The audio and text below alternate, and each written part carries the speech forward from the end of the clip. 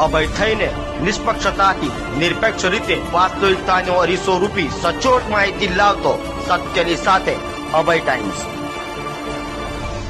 સુરતના પાંદેસરા વિસ્તારમાં ચીકુવાડી પાસે એક ગમખ્વાર અકસ્માત સર્જાયો છે।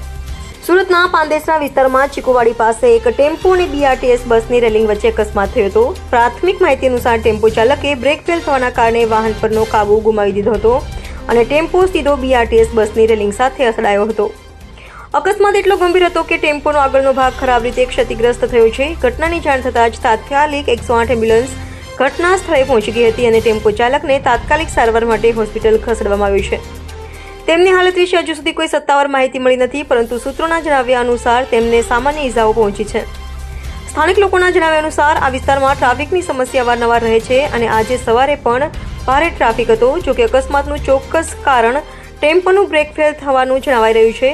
પોલીસ પણ ઘટના સ્થળે પહોંચી ગઈ છે અને વધુ તપાસ હાથ ધરી છે।